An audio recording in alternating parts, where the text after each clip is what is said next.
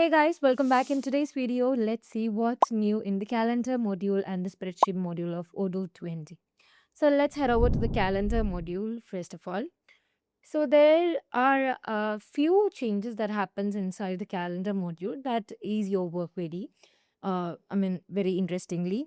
So let's talk about first thing. Like there is a one useful enhancement is the ability to manage multiple calendars from single interfaces. So there you can see an option which is calendars. So here I just enabled the three of employees calendar, which is in Michelle Admin, Mark Demo, and Boot Corner. So I can simply synchronize with each other's calendar and I can find all the activities that regarding to these persons. So we can simply switch between different employees or company calendars by selecting them from the sidebar. Okay. So making it easier to coordinate and schedule across your organization. And one more thing is there, like you can add a calendar. Like there we have an option to add a calendar which allows you to include additional calendar whenever you need them. Like if I want to add any other additional calendar such as the employees like Abigail Carter, I can easily add them and it will be here. Okay. So basically, this gives you a better visibility into the team availability and helps to avoid scheduling conflict as well. So if I just looking at to the other employees calendar, what I can see is that if they are scheduled any other kind of appointments, I can schedule any other days, and there we can avoid different kind of conflicts among us. Okay, so that's the one thing. Now let's talk about the another option, which means once you are looking at there near the new option to creating an appointment or any kind of activities, there we have an option to add closing date. So once you are looking at the previous version, which is in 19 and 18, there you can't even find the smart button. So here the smart button is allowing you like quickly mark company holidays by clicking on this option so that you will get a wizard.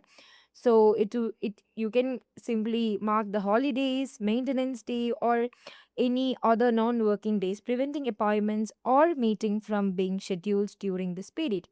So there you can provide what is the reason that you're going to provide this as a closing date, and you can provide the date from to end, and if there are any appointments that are scheduled on that particular day, you can also provide them, and you can save this. Okay, so that's what you can do with the closing day smart button that appears in the calendar module. And then we have one more interesting thing, which means you can simply add or set a location. Okay, so if I just set a location on any particular day, like set a location by clicking on this option, so you will get a wizard like this, and you can provide where you are, like the building, second floor, home, office, or others. So if I want to provide them as an office, I can simply click on this option, and they will have a recurring activity, which means repeat this in every Saturday. If you want to recur this activity or location, what you can do is enable this option, and it will be recurring on that particular day. And if I'm just setting the location, I can simply find that location on that particular day as well. So that's the main changes that actually happens inside the calendar module, which ease your work. So together this enhancement make the calendar module more practical for everyday planning and the collaborations as well. Now let's look at the dashboard.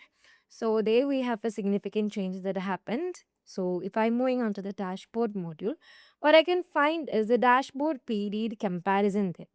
So let me once more search for that because I think there is a some mishap, no problem. So on the top of this search bar, there you can see a smart button which you can compare the dashboard period very easily in a different day basis. If I just clicking on this option, what I can find is that we have different periods. So in business dashboard, it actually provides valuable information, but viewing today's number doesn't always tell the complete story, right? So Order 20 introduced a new period comparison feature for the dashboard so that you can find from the top of your dashboard near to the search bar. So instead of looking at a single period, now you can see these much periods, which may you can compare your business performance across different time range, including in today, yesterday, last 7 days, last 30 days, and last 90 days as well. Okay, So if you want to compare in between the month or last month, quarter, and everything, you can also find them from here itself.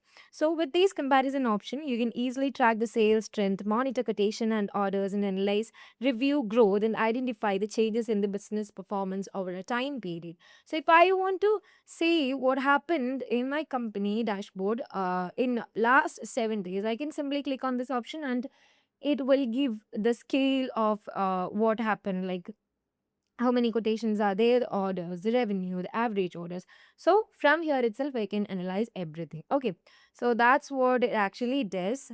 So using these two things inside the calendar module and the dashboard enhancement work together to improve both planning and decision making of your company. So that's what it does. So I hope you all understood this video. So if you like this video, please do subscribe, share with your friends. I'll be back with another video. Till that, bye bye.